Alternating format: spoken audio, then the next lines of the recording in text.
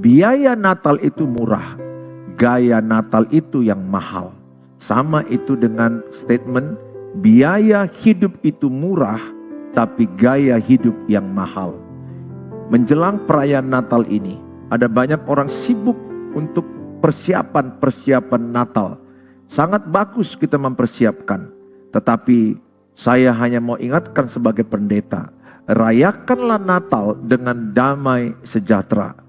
Kerjakanlah perayaan Natal itu dengan melakukan sikap hati yang benar, bukan karena ingin penampilan perayaan Natal itu yang hedonisme, berlebih-lebihan, menunjukkan kemewahan dalam perayaan Natal. Sehingga banyak orang kehilangan esensi di dalam perayaan Natal. Keletihan mencari dana, keletihan mencari sumbangan, keletihan di dalam penampilan-penampilan. Apakah salah mencari dana? Tidak. Saya sebagai gembala jemaat, kami pun ada yang namanya mengumpulkan dana dengan sukarela. Apakah boleh kita mengambil sumbangan kepada orang lain? Kalau kita rasakan ada orang-orang tertentu murah hati menolong kita, saya tidak melarang itu. Untuk orang membantu kita itu bagus.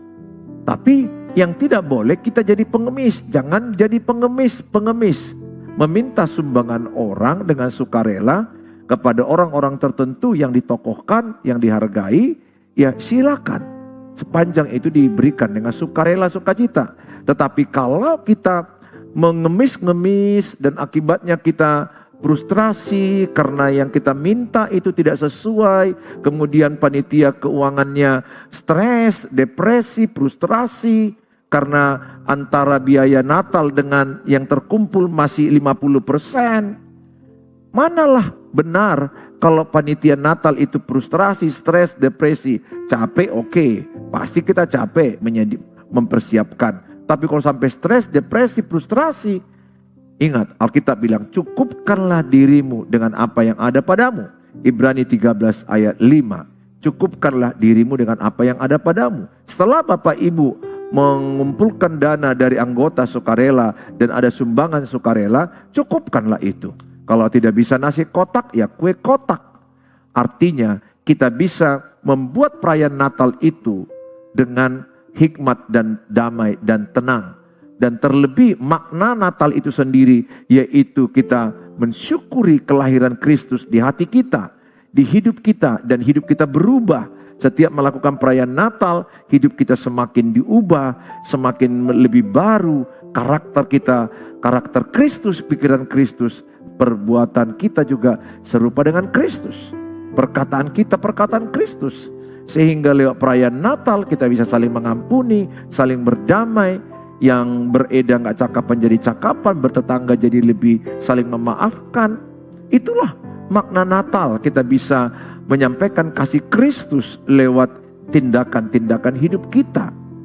Sekali lagi, saya tidak anti dengan orang yang berpenampilan yang mewah, yang baik. Selagi masih ada, silakan. Tapi kalau sampai stres, depresi, frustrasi, dan sampai ada panitia akhirnya mengalami keletihan yang sangat berat karena memikirkan dana dari mana lagi, saya pikir itu salah. Oleh karena itu, mari kita merayakan Natal dengan penuh hikmat, dengan penuh kebenaran firman Allah, perubahan hidup kita. Yesus Kristus sendiri, Sang Raja Damai, lahir di tempat yang sederhana, sehingga perlu konsep kesederhanaan dalam merayakan Natal. Saudara silakan di hotel, silakan di mall, nggak ada salah dengan itu. Selagi masih ada kemampuan yang diberikan kepada panitia. Demikianlah yang saya sampaikan dalam perayaan untuk menyambut perayaan Natal.